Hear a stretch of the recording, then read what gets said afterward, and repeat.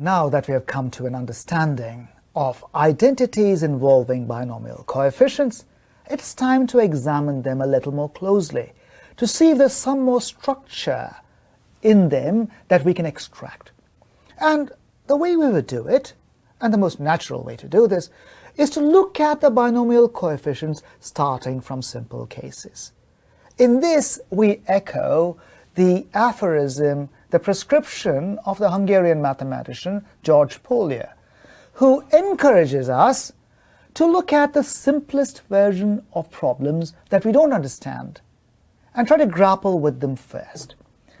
On the premise, of course, that by understanding simple versions of problems, more deeper, more complex structures will start becoming apparent as we discover patterns. So accordingly, let's start writing binomial coefficients down, starting with small values of n and small values of k, and build up. Now, if we do this, we can very quickly engender a triangle of coefficients. This is actually called a Pascal's pyramid, or Pascal's triangle, after the mathematical physicist and philosopher Blaise Pascal, who examined these coefficients around the middle of the 17th century. So imagine now you've got a pyramid balanced on its apex. And the way we're going to think about this is as follows. N, the size of the population, is going to increase upwards. K is going to run from left to right between the values 0, 1 through up till n. So let's start at the bottom. If n is 0, k has got only one possible value, so you have 0, choose 0. If n is 1, the first non-trivial case, then k can be either 0 or 1. We arrange them as 1 choose 0 and 1 choose 1, above 0 choose 0. Then we go to n equal to 2, and when n is 2, k can take one of three values, 0, 1, or 2. We have three possibilities for the binomial coefficients. We write them down in a row. And then n equal to 3, n equal to 4, and we form this triangle. Now, the moment you write something like this down, well, it's graceful. You can see a nice little triangle emerging. That's pretty, but it doesn't really sing to us, does it? To get a little bit more, we should toss in some numerical values. So let's evaluate these binomial coefficients. I'll leave you to verify that the numbers I'm going to show you were in fact accurate, that we've been honest about it. But spend a little time, it'll be good exercise, and come up with at least some of the numbers at the lower part of the triangle. Now when you're ready, proceed. And when you do, here's what we discover. The numbers in red, which appear atop the binomial coefficients, are what they numerically evaluate to. Now, the binomial coefficients are given us a pyramid or a triangle of numbers. Well, we should look at them. Do we discern any patterns? Does anything leap out at us? Pause the lecture while you look at your pyramid. Stare at it, look at it upside down, swivel around, have a drink, come back and look at it again, and see if you can discern any kind of pattern in this structure. Well, now that you're back, let's take a look at, for example, the binomial coefficient 5 choose 2 around the middle of your pyramid. The moment you look at that, you discern an unusual little feature. 5 choose 2 is 10. 10 is equal to 4 plus 6, but those are exactly the values of the binomial coefficients beneath 5 choose 2 at the base of a triangle.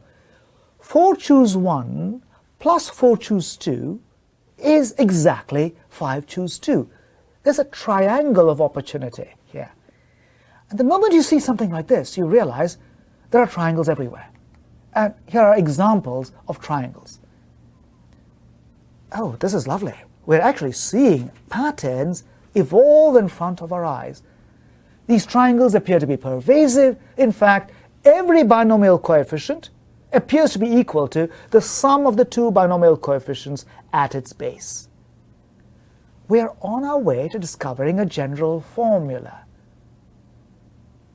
N choose k is n minus 1 choose k plus n minus 1 choose k minus 1. Okay, now, of course, we discovered this formula by examining special cases, but we shouldn't rest on our laurels quite so easily. These were special cases for the rows I've shown you. How do we know that this formula is true in general? For this, we're going to have to do a little bit of work.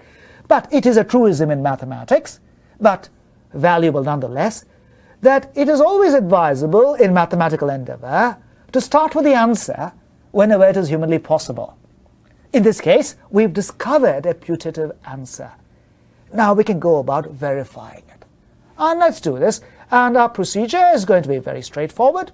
We're going to simply write down the algebraic definition of these binomial coefficients and then massage the algebra and see if we get an identity. Let's go forward. So to verify Pascal's triangle, we're going to start with the right-hand side. n-1 choose k-1 and n-1 choose k. Write them down. As always, take your time, write down the expressions, pause the lecture while you're writing it down, and restart when you're ready. Now, once you write down the definitions of these binomial coefficients, what have we got? Well, we've got following factorials divided by factorials. The terms in the fractions clearly overlap, and so we ought to take out terms which are common in those two. So here's our next step. Make the denominator of the first fraction k factorial by multiplying by k, and extract the last term in the following factorial in n-1 to the k following for the second fraction. And now we've got a new expression. Again, you write it down, ponder it, make sure that it was honestly algebraic and proper. Now, when you come back, we've got two expressions, and now the common factors are manifest and clear. Let's pull out the term n-1 to the k-1 falling divided by k factorial from both terms in the expression. And when you do that, we are left with elementary algebra.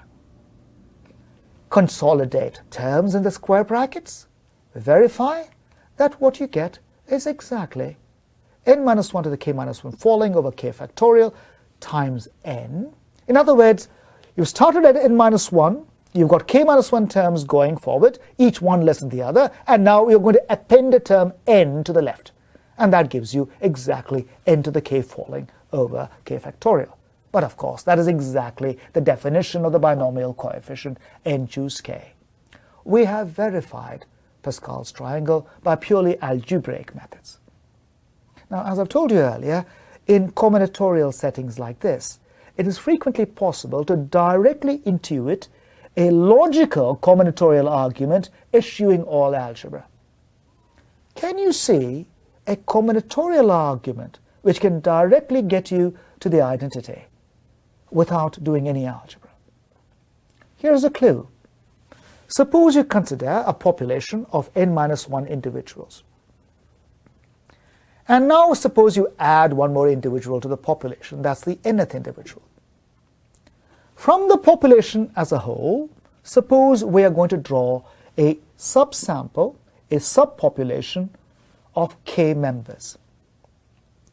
Now, you know, of course, that there are n choose k ways of doing this. Now, of the k individuals you pick, each such subpopulation is in one of two types. Either the last individual is included among your collection of k individuals, or he is not. If he is not included, then from the original population of n-1 individuals, you must select k. There are n-1 choose k ways of doing this. If he is included, then from the original population of n-1 individuals, you must specify k-1. And there are n-1 choose k-1 ways of doing this. And we've directly verified Pascal's triangle by a purely combinatorial logical argument without the necessity for any algebra whatsoever. But of course, it is always comforting to have a firm algebraic verification to be able to put in our back pockets, so we know we are on solid ground. We know we have not overcounted. We know we have not undercounted. Now, the way to view Pascal's triangle is to think of this as a defining characteristic of the binomial coefficients. you will find as you go forward that this identity is enormously useful in simplifying calculations involving these coefficients.